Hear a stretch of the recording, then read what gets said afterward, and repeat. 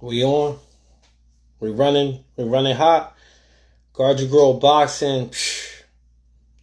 The weekend. I'm tripping. My time. My days are all messed up. What a weekend.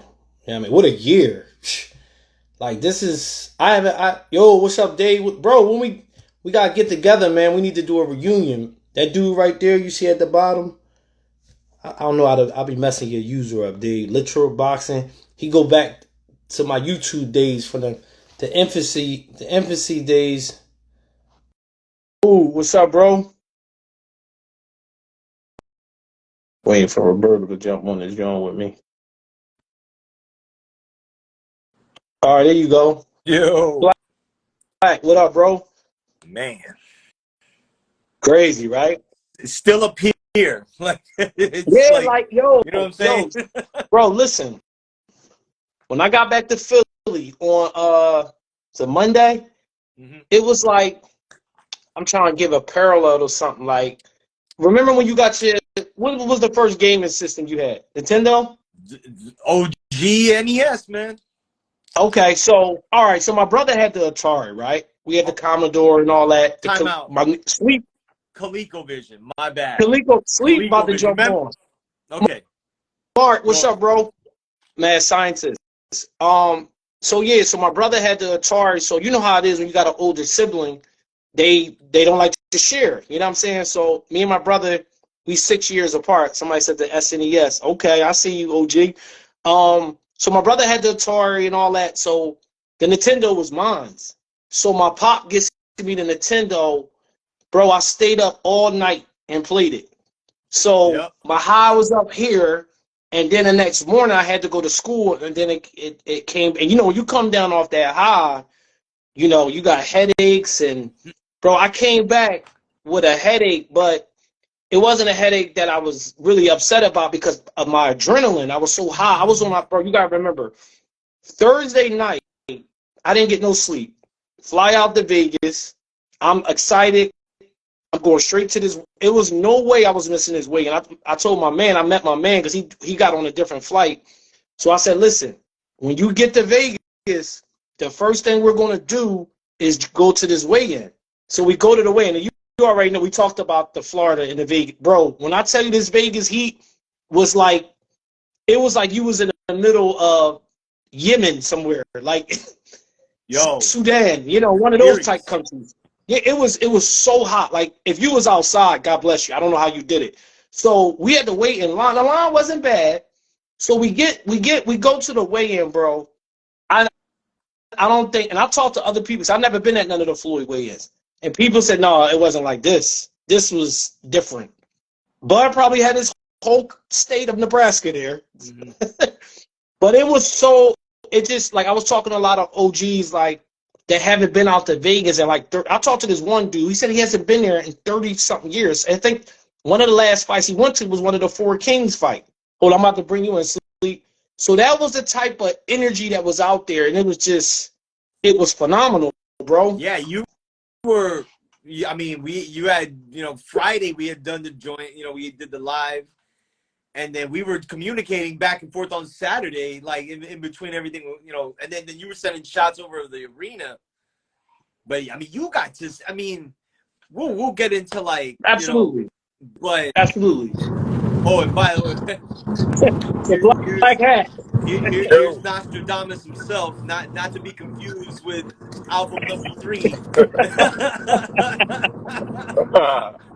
Black hat.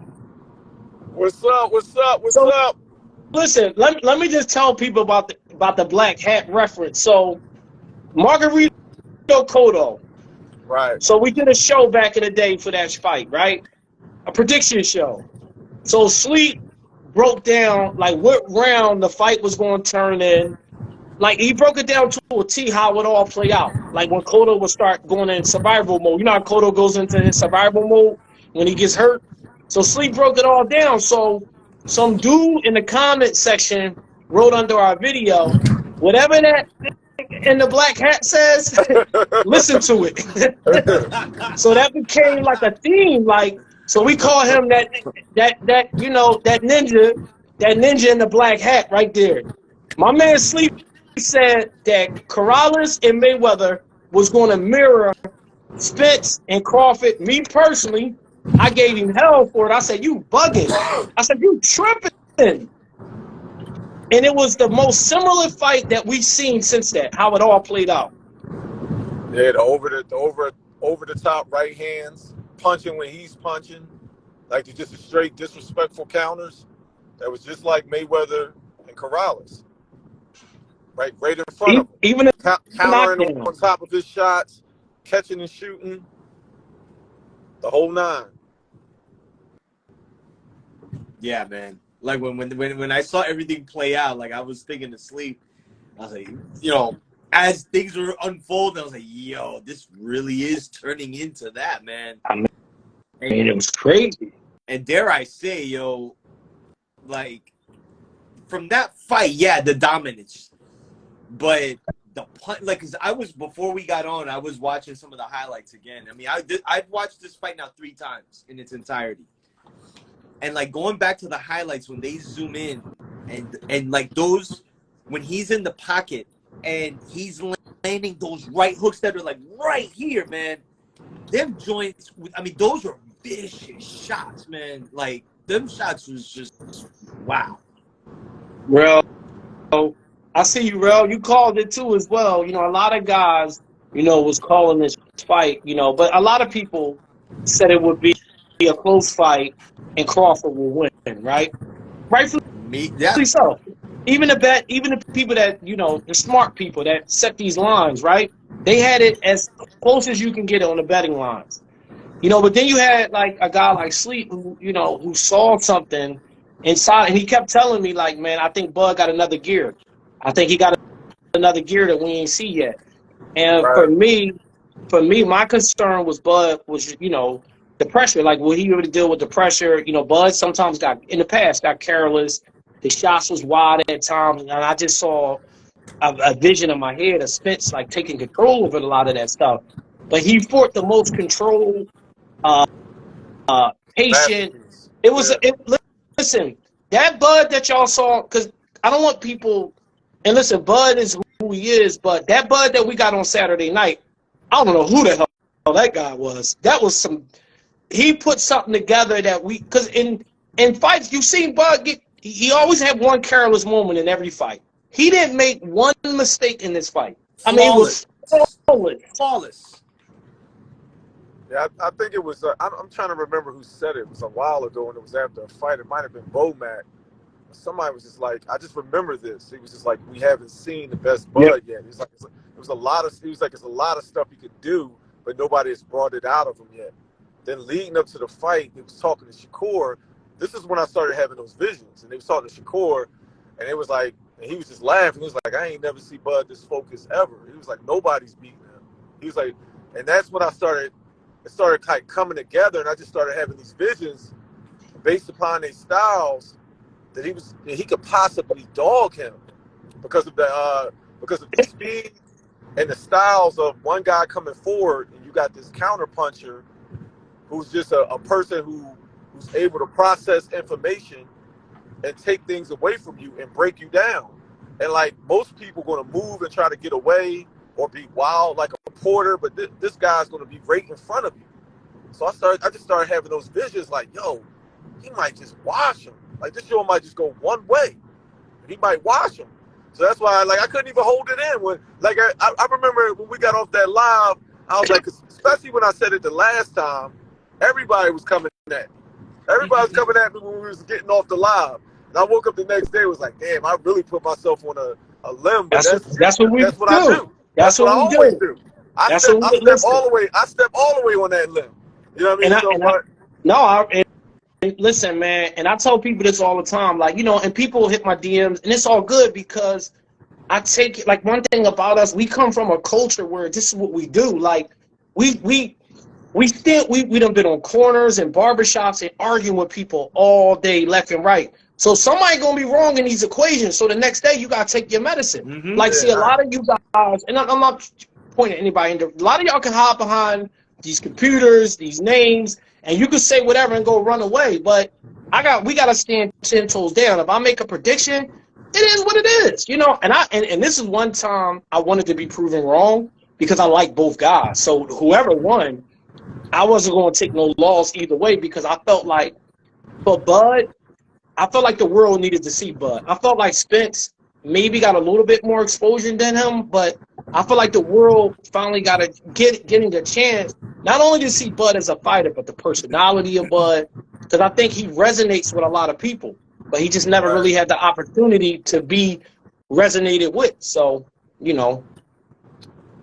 A lot of people didn't even really truly know about, Terence Crawford, like his pedigree and his work. Like Spence was the more popular fighter. Right, that's Especially, what I mean, more popular. Yup. yeah, Yeah. it's more popular. But I don't have, me personally, I'm gonna let Roberto go. Like I don't have a problem with being wrong. You know what I mean? Like, so I like to go all the way there if I'm gonna go, because if I'm wrong, I'm wrong. Like I just left the Kobe courts. I never touch a basketball. I just walked through the Kobe court talking shit on the basketball court. Like, so I don't know if y'all guys know, they did a court in honor of Kobe and his daughter, on a hilltop in West Philly where Kobe used to play.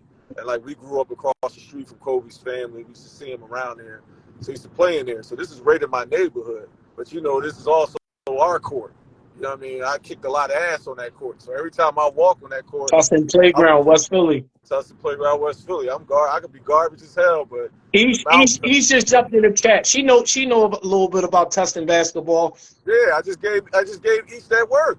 I just gave her that work. Her East, and KR. I ain't buying that. Not the I East, just I gave know. her and KR that work. It was pig. It was pig, but Oh, all right. that's just what it is. But I'm just saying that from to give y'all a snapshot of how Guards and Grill kind of came in inception, because our neighborhood is highly competitive. That's all we ever did was debate, whether it was like rap That's music, it. basketball, whatever you want to talk about. That's all. And everybody in When the I was, neighborhood hey, is very see, similar. you talking about Huh? when I was a Nas fan by my, alone. I had no other allies back during those days. Right. You know what I'm saying? Now everybody a Nas fan. Yeah. That's all we But can it do. is what it is. That come with the territory. Me and Roberto always laugh about stuff like that. Yeah, especially now. Yeah. But anyway, just to spin it back to Roberto, it's just it was. Let's just say this: for those who didn't know, it was shocking. It was what you was watching, Roberto. Let's go back. We got to walk back for a second. So when you saw that first round and you saw that first clinch, where did your mind automatically go after that? Because we I'm talked glad about that. you brought that up, because that was very telling early on, because the big story going into this fight, and I didn't tell people like Crawford's so much stronger, and I threw hints, the wrestling background, that video of him grappling with that Ukrainian dude, and deadlifting 455. So I kind of just put things out there, because the thing about it is we needed to find out who really was the stronger dude here, and we found out from the very first round when they pushed him. I was like, oh, okay. And I put this in the the post that I put. I think the way Crawford ended, like the way he disposed of Errol Spence, you got to really look at the fact that it took one round to completely take him out of the fight. Took him out of rhythm. If you keep pressing forward, Agreed.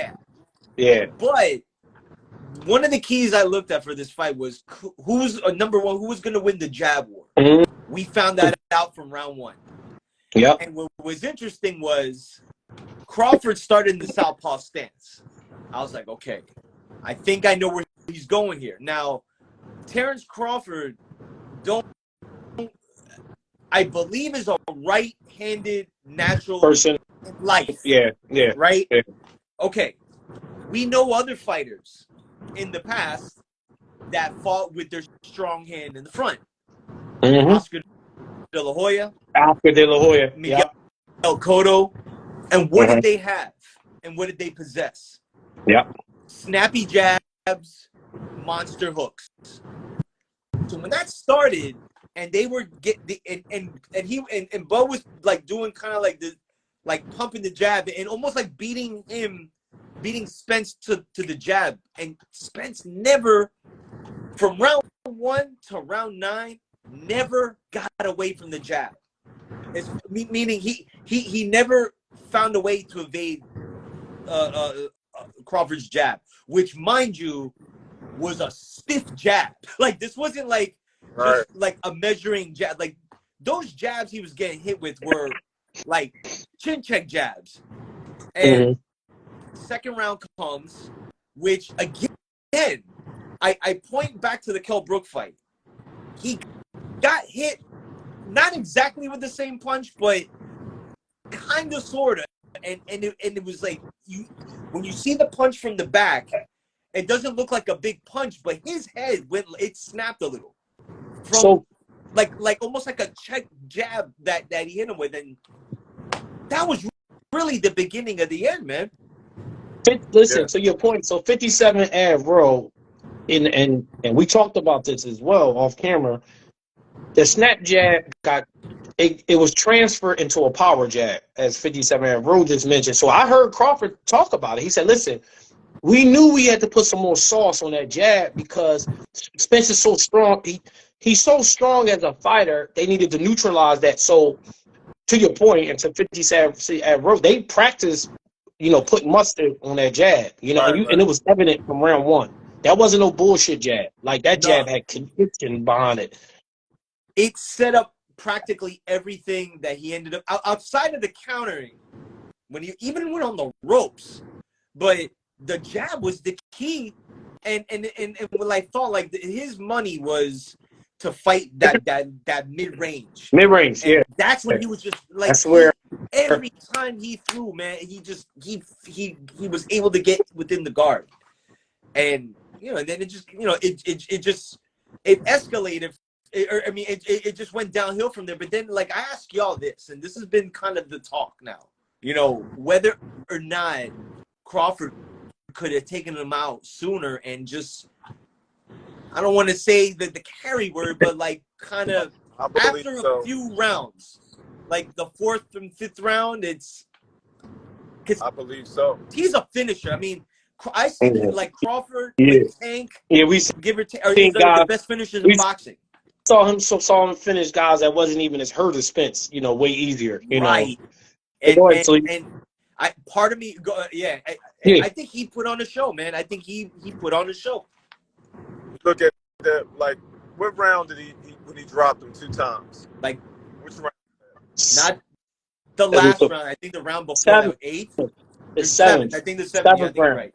That was when the fight really could have been over. Yeah, but that's like I try to tell people who are not really familiar with Crawford. I'm like, he's a very violent, aggressive fighter, especially when he smells blood. I was like, even when I was watching it, I was like, he likes Spence. He's thinking business, and he's carrying. Yeah, I was going to say that's the most important. You could generally see that, like, because he could have got rid of him. Like Crawford he's a heat seeker when he hurts you. Like, he'll close out, he seek you. He throws the most accurate wide shots I've ever seen. Yeah.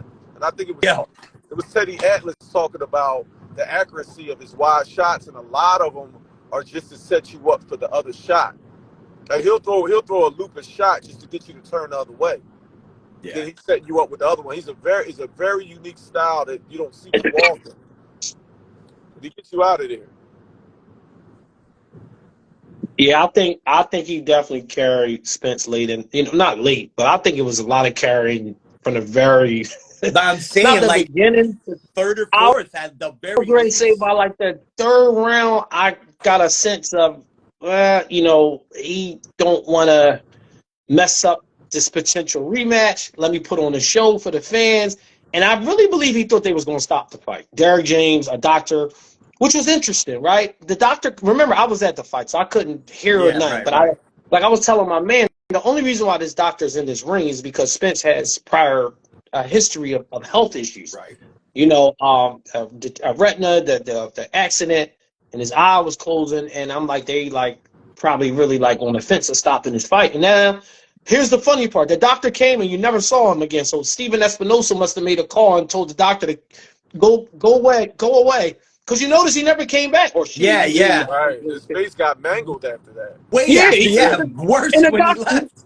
Listen, normally in a fight, right, the doctor will come. You know how it be, Roberto. They peek their head in there, and the corner get mad and be like, no, he's fine. The doctor never came back again. Right.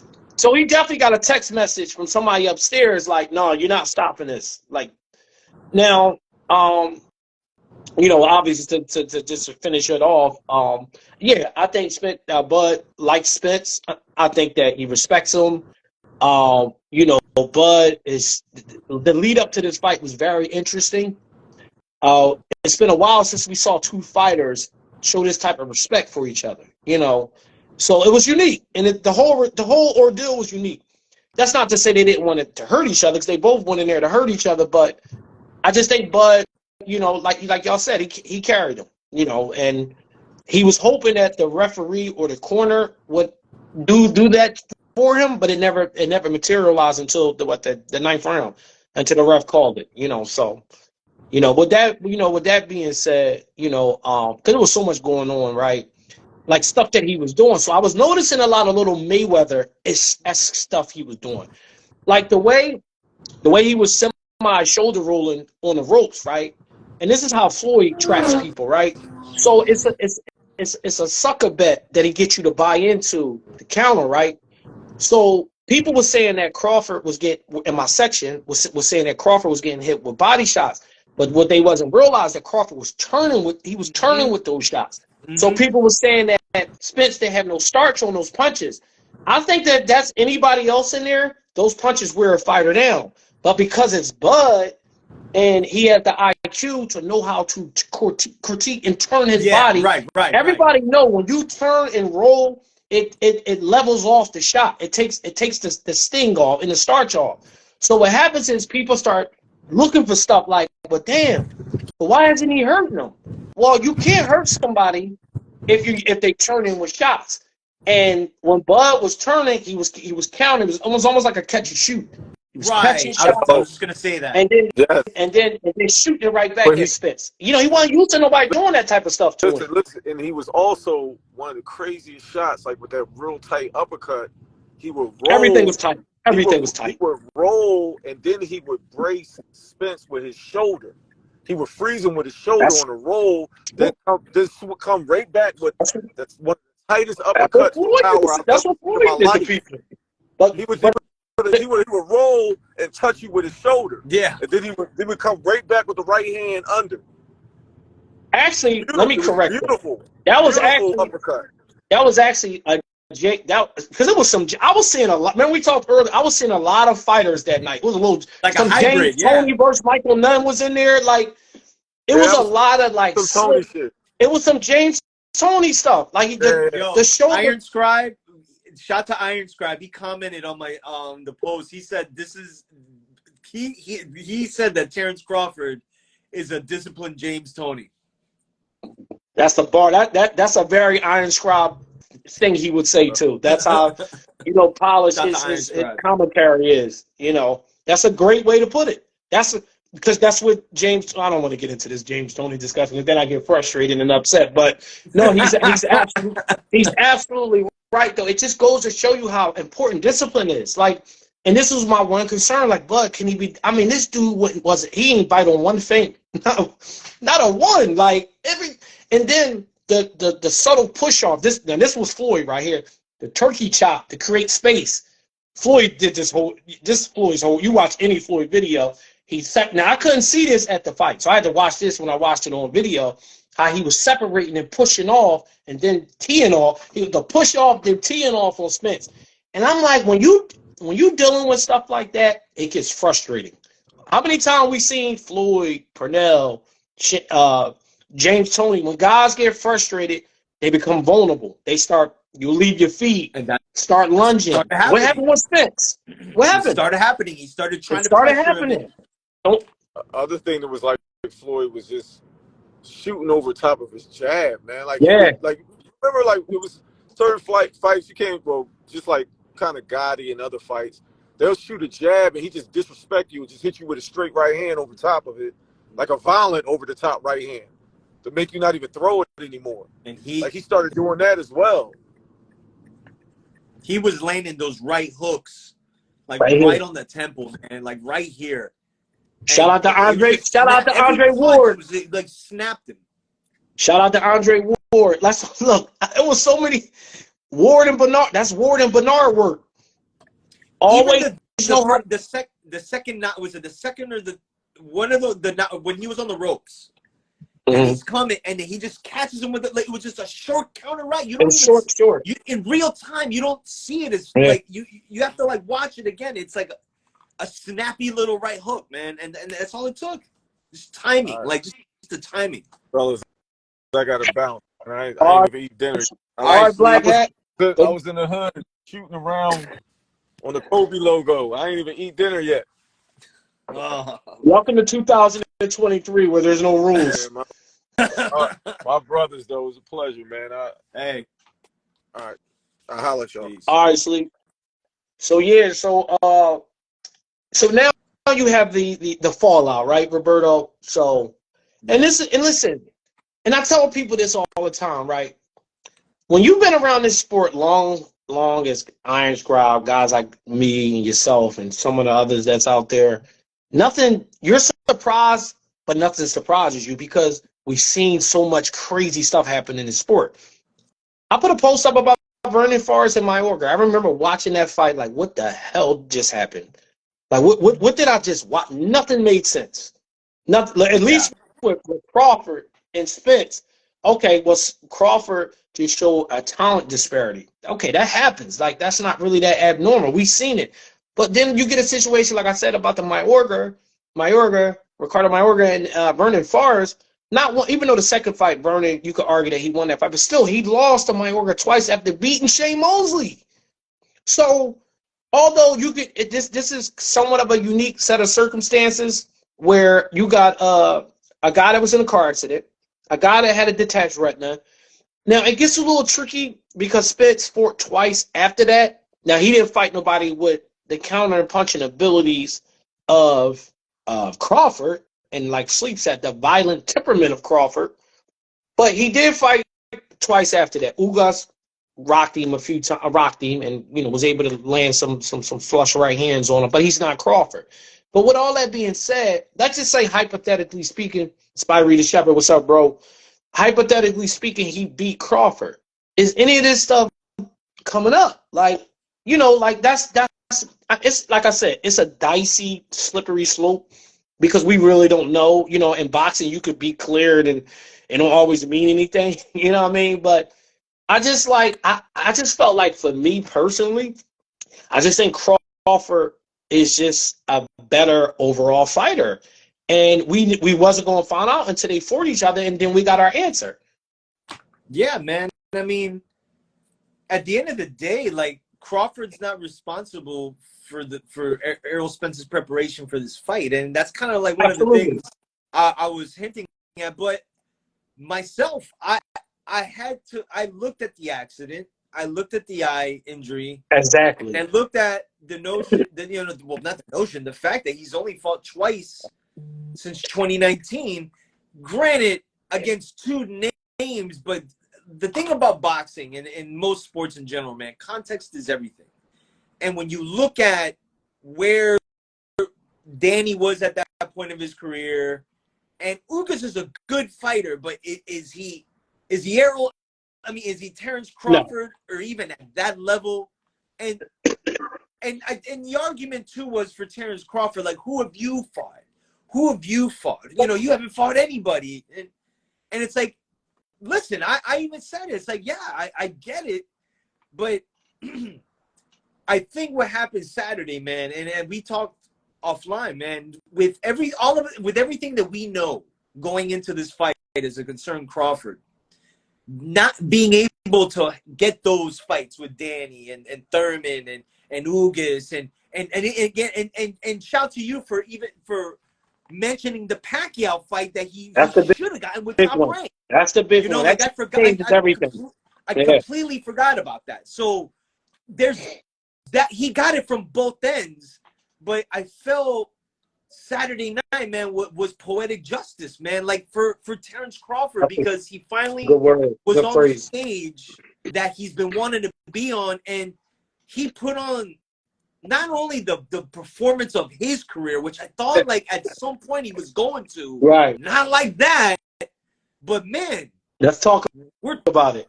talking all-time great status now. Is it Let's talk about just that. how the way, again, like I said, it's context, okay? This is Errol Spence, and listen, I like Errol Spence. I even told you the whole point, like my fan like knows his fan and everything. Like I get it, but absolutely. Yeah.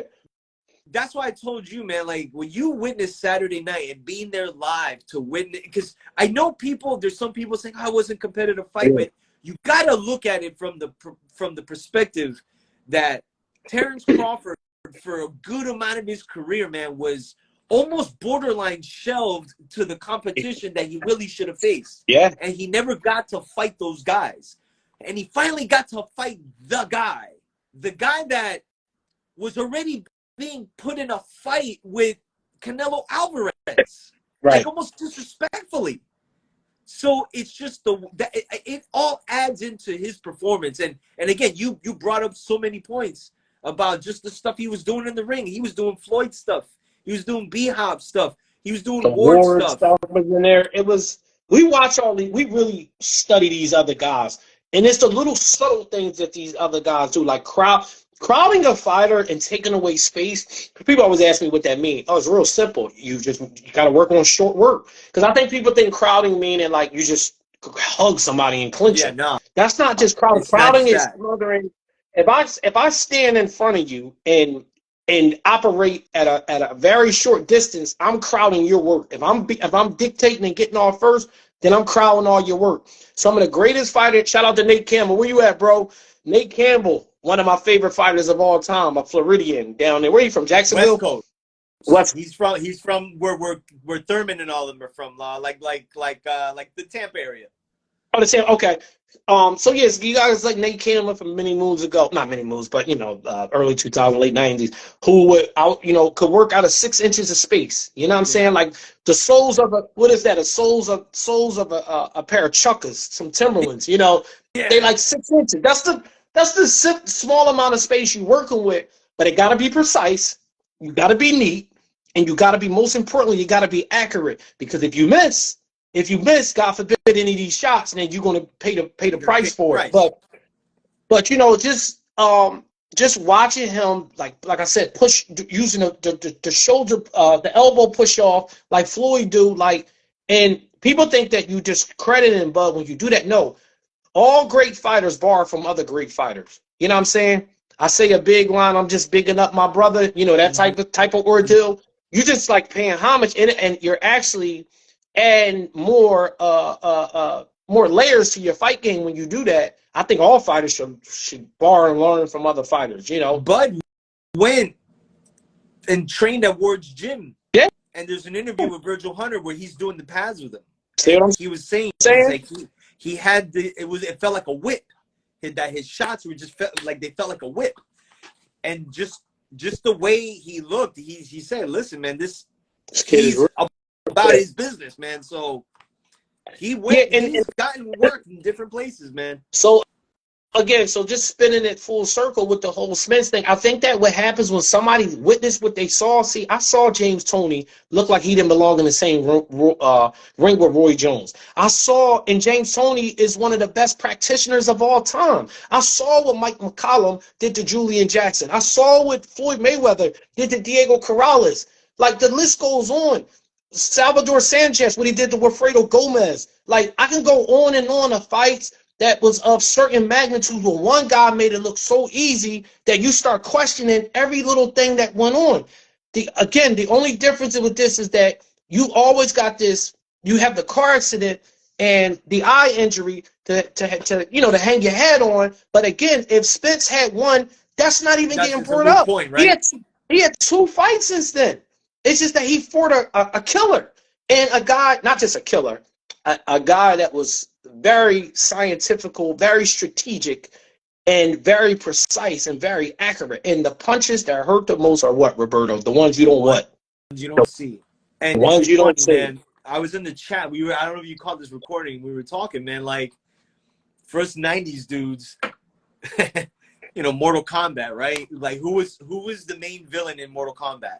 Shang Tsung, right? The dude I had to think for a at second. the end of the game started morphing into all the characters He in the said, game. "Oh, And it's like, bro.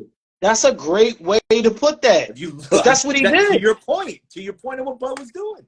I was just watching. I saw Bernard, like little Bernards was it? Like it was just all these fighters that do all these little subtle things that even we got to go back and watch. Like, hold the hell up. How did I miss that? Like, and it's unfortunate that somebody has to lose the way they lost. But like my man Spivey said, to watch that and the way it happened, the same way I just ran off those other fights, this will be y'all running this off when y'all get to my age, and you'll be like, damn, I remember the year that I remember what happened with Bud and Spence that, on 2023, July 29th. You know what I'm saying? So it was historic. I just don't want people to lose sight of what took place, because if you try to like poke holes at it, and stop trying and to I get we're in that kind of society where everybody's nitpicking at everything, and nobody, and not Spence, by the way, not Spence. Man. For the record, it's not Spence or his team. This is more so. I think what happens too is we all go nobody can be down the middle with everything, right? It's like I'm gonna go far to the left, so you don't went so far left, you don't have no bridge to come back right. Yeah. So it's like it has to be. I have to find a reason to justify why I went so left. This is why I always tell people to temper your emotions. And listen, you can be passionate, but these guys are professionals, so nothing can be past a reality of happening. But I just want people to understand something too, right? So we go back in history, right, Roberto, and we have fights where they were one side, and we got some rematches, right? Mm-hmm. My man Ruben brought up Wilder Fury, right? He said, well, look, they fought a bunch of times, and Wilder, and people wrote him off health-wise, and, although he was knocked out in all of them, right? Was he Wilder? The second and the third one. The second and third. Okay, well, 2 out of 3. And Wilder went on to fight I forget the guy's name, and end up getting a win again, get back in the win column. So you got that example. But then when you go back in time, right, you look at certain fights. All right, let's look at like Terry Norris versus Simon Brown. That was a close fight, but Terry Norris got a little too much dog, got knocked out. And then he boxed him in the second fight. So that's not really a good comparison, but Kelly Pavlik versus Jermaine Taylor. That was a competitive fight until Jermaine Taylor got knocked out. But in a rematch, he was a survivor. So there's a slight possibility of a rematch happening, Spence being a survivor. But here's the problem. Spence don't fight in survivor mode. And Bud don't know how to go in cruise control mode. So you got 2 bad things coming together. And this is why, for me, a rematch, and you know my opinion, I don't think they're going to rematch. Terry Norris was the truth, bro. He just had a little bit too much dog in him. Yeah, but anyway, the two clashes of styles coming together for a rematch, it's just disastrous. Now, like I told you, Roberto, it can work. Like the Spence fight, and I don't want to pick on Virgil Ortiz. I'm just using him as an example. If you have a more stationary style for Spence to look good against all this whole conspiracy, let's bring out the CSI forensic officers, all that's going to go out the window. The next head Spence knocks off. Yeah. And then people are going to realize, it was just Bud that made him look like that. And I get it. People are like, damn, something was wrong. Oh, Spence, the way he was talking, like my mom, my mom grew up watching the fights, but that's how deep this fight was, by the way. My mom went and bought this fight. She said, I'm buying this, right? So, as you know, Pop Duke ain't no longer with her, so she like, I know your dad was big on watching this fight, so she bought the fight, and she like, well, the way he talks, Spence always talks slow. He's from the country. He always had a slow draw. I mean, maybe he talk a little slower now, but I don't know, man. Maybe it's just me, bro. I'm not seeing all this stuff that people seeing. I always thought he talked slow. Do he got some stuff going on? Probably, but I think a lot of fighters do. That been in some stuff. I don't know, man. I just feel like you taking away from Bud when you do that, and I ain't really feeling that. Yeah, that's admittedly, like, I've been somebody that's been kind of like trying to find that dividing line between trying to like give Bud his shine, because it's something that I felt was gonna come at some point. And again, the biggest story of Saturday for us that thought Crawford was gonna win anyway was just how quick he took Spence out of the fight, and then it was just a dominant performance. None of us saw that, or at least I was trying to sleep. Right, sleep. I don't know. So, but you mentioned too, like you mentioned the car accident, the eye injury. He hasn't been the most active guy since 2019. And then when I try to tell people, like, there's two sides of this fight. There's the masterful performance that Terence Crawford put on, but there's also the beating that Spence took. And unlike he's ever taken in his career, and the whole time, you have to wonder, I guess, I'm with you. Like, I don't think they're going to again, when they come off their high, right, and they sit down, the fighters, they maybe go on a trip or something. Yeah, they'll touch this again, like, and say, all right. I want to hope that doesn't happen right away. What does that mean? Does that mean he has a fight or two? Because the thing we got to remember with Terence Crawford, doesn't have this, and you kind of mentioned he's in a weird position. He doesn't have a big window of opportunity. Yeah, he's in a he's very weird basically place. got to sit and wait to see what happens September 30th. We haven't talked about that fight yet. Ain't that crazy? Look, all right, look. Let me just say this, okay? We're coming off Saturday night, what we saw, okay? Just to be fair and balanced, let's just put the craziest scenario on the table. Let's do it. Jamel, like, humiliates Canelo Alvarez. Does he come back to 154 to fight Terence Crawford? You know what I mean? Yeah, so I'm just... And to your point, and for those who don't know, I said Bud is in a tricky situation, right? And I kind of got a little upset earlier, just the way some things could have been done differently. I'm speaking business sense wise. When he was with Top Rank, he was supposed to get these Pacquiao fights. Yeah. Not once, but twice. See, everybody talk about the PBC, but originally he was supposed to fight Pacquiao. But Bob Arum knew what you saw Saturday night and said, I'm not putting my prize jewel with that. I'm not putting my prize possession in the ring with that right there. No. Because he would not only, it would just mess up everything. Because now that we know, and not that, look, styles make fight things are different. You think Ugas put a beating on Pacquiao? I can only imagine what Bud Crawford would have did. He would have hurt Pacquiao really bad.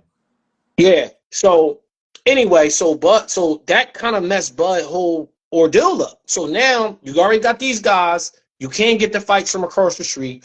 Your own promotional company basically saying that you're not a draw. And this is where, listen, history is basically repeating itself twice. Not to the level of Floyd, but this is the second time this has happened. It happened with Mayweather, for those who don't know, bought himself out of his contract and went on to live happily ever after. And now with Bud, see, those who went to the fight and was out there know what I'm talking about. Bud had that whole place on lockdown. Like all those, it was like attest to it. Yep. It was like a college football. People that watch college football, or shout out to my people from Texas, because high school football is just as big. But it was like a football crowd. Like it was like people that didn't really know about boxing, but they were just following him around. So I'm just like, damn, this could have been going on like a few years ago. We could have jump started this process. But you made a good... No, go ahead. No, I was real quick. I was going to say, you brought up a good point about Pacquiao, because that really could have been the fight when we may have seen this Crawford, or at least early stages of it. But that, and again, like it's kind of like what I said with the whole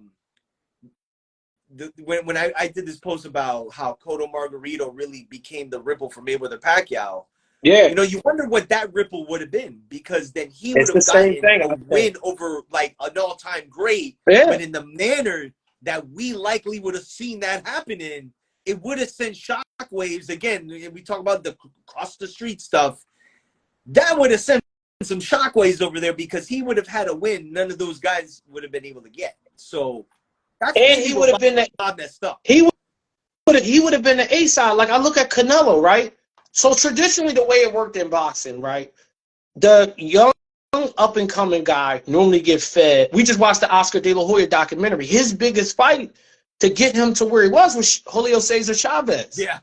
So traditionally, that's how it was. So you look at Canelo, right? Canelo gets the Triple G fight. Now he fought a bunch of the Lar fight was before Triple G. But remember, right? what was the fight that really kind of sort of put Canelo over the top? The Mayweather fight. Well, he lost. That made him the money, but it was the Cotto fight that he beat like a big name. He beat a name. Granted, even though Cotto was, I got you. Right. No, but it was still to your point, you have to have names on your resume. I tell people this all the time. It don't matter if they washed or not. Traditionally, that's how boxing always been. De La Hoya's fighting dudes like Yuri Boy. He fought Yuri Boy Campus, right? Did he fight him? Okay, so you get these old school names that the public are somewhat familiar with. Throw them on your resume. That's how you build a fighter. So for Crawford, now you see why he was so mad and upset, because he's fighting guys that he's 30 times better than. He's like, man, I don't want to fight these guys. Y'all know who I want to fight. Yeah. And then you get Bob come on national TV and say, oh, we tried to do 2 events with Terence and we couldn't sell out an arena. And then on Saturday night, I'm watching. He got Eminem coming out with him. His whole because see, people forget about that part. Because I'm into psychology. Because I think the psychological, there's a psychology aspect of this too. He wanted the coin flip. Why he wanted the coin flip? Because he knew he was coming out with something big. And not only did he get the coin flip and come out with Eminem, which was huge, Eminem took over the stadium.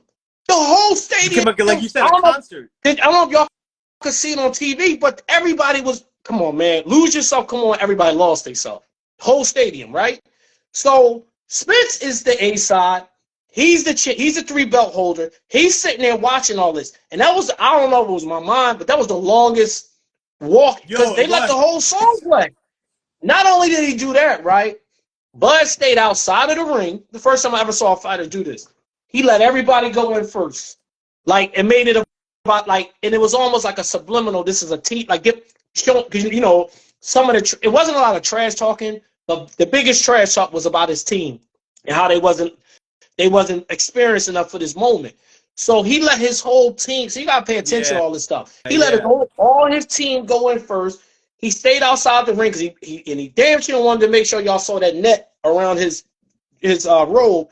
He did a prayer, and I'm like, damn, I had picked Spence, but I told my man, I'm like, damn, Bud just psychologically just did something I never saw a fighter do. Outside of Tyson, they was the most intimidating and the dopest ring interest in the history of boxing. Any of them, Tyson. Tyson would intimidate people though. That ring interest used to intimidate people. So anyway, the point I'm trying to make here with all that is that this was here for Bud, but we never got a chance to see him do none of this.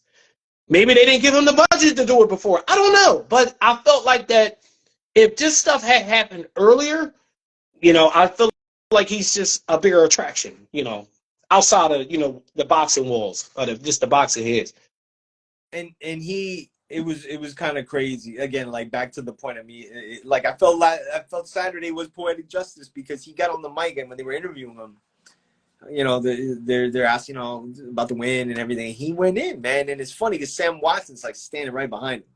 Yeah, and, Sam Watson usually gets behind the BBC guys, and they're like, yeah, it was awkward. It was definitely an awkward moment for sure. And Bud tore into, like, he said, yo, look, I got blackballed, and none of y'all wanted to have any fights, and I came and showed and proved, and so that's why there's a side of me, like you said, like I like it's not like I sat there and enjoyed watching Errol Spence like get hurt. I think it was more just the performance that Crawford was putting on that again at 35 years old put on the greatest performance of his career. And I forgot who said it here. The performance, honestly, of an era.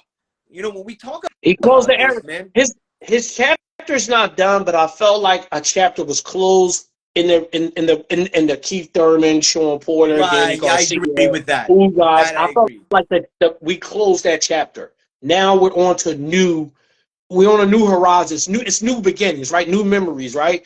So now what's next? I saw somebody in the chat said they still want to see the rematch. I'm not saying that you're not going to see it. I'm just saying that I would just throw caution to the wind is that in the respect that I don't know how much done could be differently when I see something that far Right. apart. You know, like sure, you like I said, you can rematch, go into survivor mode, and say, "Look, I didn't get knocked out this time." You know, maybe Crawford's more careful in the rematch.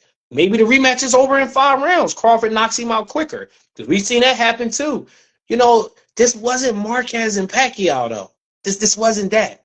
You know, and then we had Corte, Ike Corte, and De La Hoya for one of the closest fight ever. We never even got a I got rematch for that. So it. there are examples where we did have good fights, but I just think that when I go back to the Diego Corrales, James Toney never fought Roy Jones again. You know, and I don't really got time to jog my memory on why, but they never fought again. Maybe it was a situation where it was like, oh man, you know, that style, maybe we want to move on from that. Yeah, Yo, Ho, exactly. what's up, bro? I know Like, I missed you out there, man. Go ahead, Roberto. so we're big horror movie buffs, right? In movies in general, and I always bring up the sequel. You know, Yeah. the sequels are usually there's criterias. Mm-hmm. The first one was a box office smash. Which look, we don't know the pay-per-view numbers yet. I'm assuming the gate did well, but we don't know. You know, it's just a record This breaker. roughly off top. What you think that did? What number wise? Pay-per-view wise? Hypothetically. If it did 600 or 700K, man, like That's good business, right? I'd be pleased. I don't think it did the 1.2. No, or nowhere near. that. Nowhere near. Yeah, nowhere near. I was thinking But about five. I said 500. I said a nickel. Yeah. I'm in that. Given Yeah. that both guys aren't exactly pay-per-view stars, you know what I mean? You know. Yeah, and that had to do with it too. But you know, to do a rematch again, like we've seen the criteria, and look, even with Fury and Wilder, them doing the rematch had a lot to do with the fact that it was a draw. Yeah. Remember, he got knocked down in the 12th round, got back up. It was way more married. competitive. The Way more third, competitive fight. huh? I would say this is a way more competitive fight all the way around the floor. Yeah. And then even the third fight, it was the rubber match. I mean, you know, even though the first one was a draw, they had somewhat of a reason. But for this fight, how do you sell the rematch? Like really? He's not going to be weight drained. Are you going to use that? You know? Well, do you think that like what's people going are? to be the MO? Do you think people are buying into that narrative? Though I feel like people are convincing themselves that this is why he lost. I'm just like Not Spence. I'm saying fans. Yeah, it's kind of like look. Just to be fair, I brought it up only because in the lead up, because of his inactivity and the fact that he had to make 147 after being like 14 months inactive. That's for a dude that's been blowing out of the weight. I get it, but I also revert back to me saying that's not Terence Crawford's problem. He prepped for this fight. Well, guess what else he said? He goes, I had trouble making weight too. Yeah, no, I saw. So what are we gonna? We're gonna like. So people ask all the time, Roberto. So let's clarify the whole weight thing about welterweight. They said, well, why did he move up? Well, okay.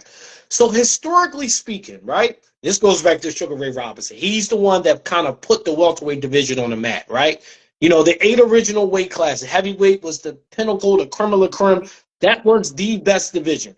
After that, you had middleweight was next. Then it was welterweight, and then it was lightweight, right? In that particular order, right?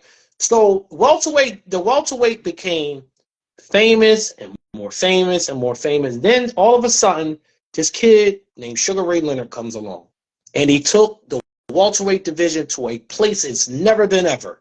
So from that moment on, the guard changes from Sugar Ray Leonard to Oscar De La Hoya.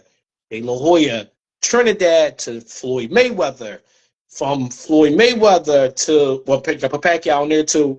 But these guys helped made it collectively together to what it is, and then the next generation comes along. Where I felt like this generation was a little weird because we didn't really have a welterweight pay-per-view star out of this crop, like the Thurman, the Spence, the Crawford. So we never really got clarity. And to be fair, one of the reasons why, because Pacquiao and Mayweather kind of hung, they was kind of in their era, but Pacquiao stayed along. He stayed around. So you had a welterweight division trying to find itself. Spence was supposed to be that. But stuff happened. Remember, he gets into this accident, so that derailed his momentum, because his momentum was going. Mm-hmm. And then he got into, remember, people forget, he was supposed to fight Pacquiao before Ugas. So that slowed up his momentum from being this pay-per-view attraction. So the only way he was going to get paid was he needed a B-side. And there was only one guy available, and that was Terence. It was one other welterweight out there to match his fly, and it was Bud Crawford. But the only problem is Bud Crawford fought on another promotional company, under another promotional company. So we got this big problem that we got to get around. So Spence moves up to junior middleweight. He's leaving millions of dollars on the table. Look, 154 just don't generate the same buzz as 147. So what happens is you build your buzz at 147, and then you carry that cachet up to 154, like the De La Hoyas and the Trinidad and the Mosleys and all those guys did. But the only way you can build your cachet is you got to fight Terence Crawford. So as far as the weight issue go, to answer everybody's question, the welterweight division is a different tax bracket. That's all it comes down to. Mm-hmm. You're not getting paid the same money at welterweight as you're getting at junior middleweight. Now, once you establish yourself, then you can kind of get paid accordingly. But that's why he had this. As crazy as it sounds, he really had no choice in the matter. And Crawford wouldn't have took the fight at 154, nor should he. Now, in the rematch, it's different because Crawford got his eyes set on something. And y'all saw when he pulled that Roberto Duran move, when Duran grabbed his jewels and told Benitez, "You next," right? Crawford did the same thing. And I don't know if he did that, if he knew Duran did that, but it sure was the same exact damn thing. Like, it was, I'm like, wow, this is very, and somebody put a video up on it, and it's floating around on Instagram. Yeah, he did it twice. He did it one of the knockdowns. He went over and was like, "Yeah, you're next. You're next. You're next." And then when the fight was over, he got up did and was like, he did the Duran. Remember, Duran was snapping. They couldn't figure out. They thought he was mad about the decision. I forget what happened. He was looking for Benitez. They were speaking in Spanish, so nobody understood what they were saying. But Benitez was talking trash to him. Yeah. And Duran said, "You next." Yeah. So, but but yeah. So back to like just the whole weight thing. That's why he stayed at welterweight. And like you said, that's not Crawford's. Like, you can't indict somebody for somebody else's shortcomings or whatever. I'm not trying to get in this game because if Spence had won, we're not even talking about none of this. We're not having this conversation tonight. Like stop it. The biggest question mark I think going forward for Spence, really, man, is and we assess this as time goes on, but I mean, I think at the end of the day, we really just have to see what kind of Errol Spence we really have, and we do this with a lot of fighters that we have to take the beatings that these fighters that he took Saturday night. I mean, just to be fair, man, because everybody responds different. There's fighters that you mentioned, like I mean, I hate bringing up Meldrick Taylor. Meldrick Taylor was one of these fighters that we got to talk about it. This we stuff have happens. to like that 12th round, even with the decision, fine. He was never the same guy after that, just because of that fight. Just that fight. And everybody's different. And that's why it's like I'm just waiting to see how number one, the decision his team make is going to be very telling. Well, really, Errol Spence, he's the deciding factor, and I hope whatever decision he makes, it's like a unit kind of decision. But that's going to tell us a lot, as far as what his immediate future is going to be. Because I'll tell you, and I think you're on the same boat as me. Like, he should not approach a Terence Crawford rematch in December. That's a big mistake. This gonna sound might not make sense to people, but you'll understand where I'm coming from because you touched on it earlier. Jermell Charlo got a lot to do with Spence's decision, and you know why? What I'm saying, right? Mm-hmm. Because if Jermell win, lose, or draw, right? No matter how it plays out, he said he was coming back to 154. That's what he said. Now everybody says a lot of things, right? Until they flash money in your face and offer you things. But with Jermell, unless he's thinking he's going to lose, like you said, this is crazy things that have happened. What if he beats Canelo? Now what? You know what I'm saying? Like, what are we doing? What does he do? Yeah, right, so exactly. So things get interesting. First of all, Derek James trains Jermell Charlo and Errol Spence. He trains both of them. So let's just say, hypothetically, he loses, just for the sake of what we need to try to figure out what's next. So if he loses, now here's an interesting curveball I bet nobody's thinking about. Let's go down memory lane about 5 or 6 years ago. El Brook moves up to middleweight. Go fight Triple G. He loses. Well, I'm going to come back down welterweight and defend my titles against Errol Spence. So now you got the same thing happening kind of all over again. Guy moving up, loses, coming back down, and fighting a wrecking ball. Would that be in his best interest, right? Yeah, we said at the same time. I'm going to throw you another curveball that nobody's talking about, and maybe and I put it in the comments, but I don't know if anybody picked up on it. Nobody's mentioned this at all. And again, I'm just going to put this out there. And you know, I tend to hop off the cliff sometimes, but I love hitting credits. Go ahead. Listen, man. Post credits. You know, we're talking about Jermell at 154, right? But listen, man. Hold on, we're alive, man. You know, I have the black cat that. The black hat, yeah, the black man. cat. He wanted to go out and everything. Yeah, man. So Mark, the mad scientist in there, bro. Yeah, bro. It's a very similar scenario. Like, hear me out. Just hear me out. And I'm only saying this because, again, man, we were just coming off the theater of the unexpected, which is why I love boxing so much. One of the reasons, sir. Man. Listen, and maybe I'll ask you, what would be the next biggest thing with about a year and change left, or two, let's just say 2 years of Bud, right? Mm-hmm. What would be the next biggest feat that he can do outside of trying to grab undisputed at 154? So I think I might know where you're going with this. And are you going the logo route, the Ray Robinson route? And when I bring up Ray Robinson, the middleweight. I'm just saying. Listen, I want to see it because we have yet to see it in a modern day generation where a welterweight of this stature go get a middleweight title. Because Ray Leonard was the last he's on this tip. Like I had issues making weight too, and it's like, if my thing is, man, if he would be comfortable at 54, right? Catch weight, like De La Hoya did. Catch weight, 157 for Bernard. And I want to correct myself. De La Hoya. Man, shout out to De La Hoya in Trinidad. Because they was actually, I want to correct myself. It wasn't, Ray Leonard was the one to actually achieve it.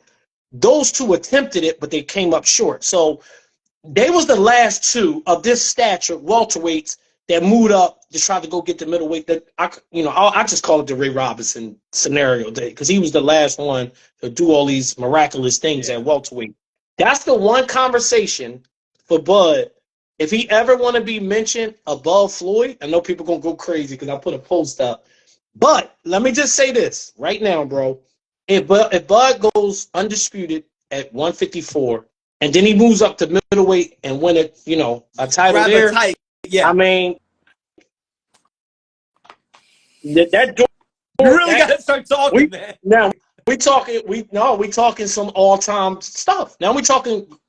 He's on a top 10 list, no doubt about it. And he's on a. There you go. I like that. So instead of saying he's better than X, Y, and Z, He on that list. If you don't think he on this list, in all due respect, you don't know the history of boxing. Yeah. Like, you don't. Look, Roberto Duran, for that lightweight. Roberto Duran won the WBC middleweight championship.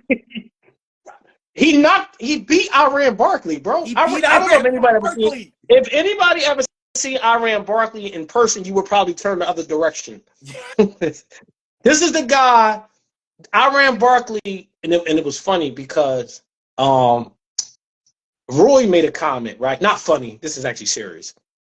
Roy made a comment about Iran Barkley when he fought James Toney. Roy Jones said that was the first time he had to turn his head while he watching the fight. And it reminded me of Bring It On when Jay-Z said, I had to turn my head when Tony killed Manolo. And that's real. Mm-hmm. You know what I'm saying? Every time I heard that Jay verse, because Roy made that comment years ago. Every time I heard that, I hear that Jay verse, I think about what Roy said about James Toney. Watching Spence's face and watching what happened, bro, I'm gonna be honest. And since you my brother, and the family out there, I turned around, bro. Like, I couldn't watch like that last boom boom when right before they stopped it. I was like, you know what I mean? Only because of the respect and the love that I got for two of those guys. I don't want to see nobody get hurt in the ring. Yeah, and that's yeah. But that's how anyway, so back. That's a little cinema. I just because you brought up Iran Barkley, I thought about. But Mike, anyway, that's right here's asking. that's what he said. Who would he get at 160? This is what I'm saying, man. So let's if Maul's still at 160 and he don't want to go up to 168. Okay. I'm just saying. Again, this is all hypothetical stuff. It's hypothetical. We going a little far, but I hear what you're saying. I feel like Bud. I think you had made a statement like a year ago. You said you thought Bud was gonna have a Bernard type run, like where he went on. Remember Bernard? These fights fell in his lap. The last 3 years of his career, or 5 years of his career. You know what I mean? Till he couldn't do it no more. But I do think once Bud realized he can't do it, I don't think he'll go as long. Yeah, I don't think so either. 160, I just we haven't seen it. Like nobody's attempted it. Nobody attempted. I gotta go through. So you got I'm a butcher his name. From meaning somebody who started at 135 and won belts at 160. Well, there's Durant. Okay. I mean, technically, De La Hoya didn't win he didn't beat B-Hop. He won. Okay, listen, he lost to Felix Stern. Let's keep it a beat. All right. We're gonna leave that. We're gonna leave that fight alone. We're not even gonna touch Felix Stern fight. I couldn't even find that fight on YouTube. Yeah. Like I'm trying to think. Because I think. All right. Like, let me ask you this. Okay. Do you think? Maybe this is getting off topic, but this is a fight I felt Floyd could have won. Hold on, real quick, Roberto. So is Janabek, and that's Buddy. I know Buddy McGirt, Maul and Lara, and who else got another belt? I think it's just I don't know who the IBF is. They all been relinquished. Lara's the WBA, Maul's WBC, Janabek is WBO. I don't know who the IBF so is. Danny still fighting Lara? Is Danny still fighting Lara? I haven't heard. Remember that got quiet. Like. I don't know. Can somebody check Google real quick for me? Like, what happened to that fight? It was supposed to be in August this month. To be this weekend or next weekend. No, it definitely ain't happening this weekend. I don't know if I got scrapped or whatever, but okay. So Golovkin had the IBF belt and he vacated it. I don't know who the champion is right now. I think Janabek is too big for Crawford, though. I wouldn't. It's Lara, Jamal, and Janabek. Yeah, those are your 3 middleweight champions. He said it was at a catchweight, but it was still for them. You could fight a catchweight long as it's underneath the weight limit. So he could fight somebody at 157, 158. Little bro, what's good with you? But what was the caveat with well, not even the caveat, but what was the plot twist with Oscar and B-Hop? Because the fight was a 157 catch, right? Yeah, what did B-Hop weigh for the fight? He came in under, right? He came in like 150 155 or something like that, just to prove a point. Like, he was flexing. okay, You know, Nard would flex on that scale. You know what I mean? Yeah, that was a flex though to prove a point. Remember, Oscar took like a Tylenol before the fight. It was this whole big. yeah, Nassim used to be on top of everything, bro. he does this thing that Bud did to Spence. He did this 4 years ago. You know, B-Hop when they're doing the open the first press conference or whatever. You know, he likes to do this. I remember and he that. Grabs you. He wants to see where you're at. Bernard used to do that. See if you got any fat on your belly. Fat on you. Yep. Bud did that to Spence, and he goes, "Oh, that's fat." And he goes, "Yeah, grab that. I remember that. You heard what else? What also did he say in that hallway? But when he was talking to Spence. I hear, and I can't. I would post this up. I don't want to hear that your man was weight drained when I stop him. This was in 2018. In 2018. So here we are 5 years, 1921 to 2, so can't count tonight. 5 years from now, 5 years later, and here it is. That's one of the biggest topics of conversation. But look, we can ready to wrap up. We back on YouTube. We're back on YouTube. Please support, you know. I appreciate everybody, the love and support, man. Listen, this guy right here, you know, we met from doing this, you know. So this is go to show you how deep this stuff can get. And I just want to take this time to, like, the people out there, just thanks. I appreciate the support. You know, like I said, my page is an open library. You know, it's open. It's not private. People always ask me why I don't add fighters. I don't add fighters because I look at it like seeing a celebrity in person and bothering them and asking a picture, you know, for a picture. To each his own. If people want to add fighters, I know people add them for me, but that's just not my twist. I feel like one thing about information, it'll travel. So if somebody want to share it or whatever, that's fine, because a lot of times I'll get a message from a fighter thanking me, but I don't do this for no clout. Like, I'm not getting no money for this. Roberto's not getting no money. A lot of the stuff that we do, we want in our own pockets to put money out. My thing is just keeping pure boxing talk without all the goofy stuff.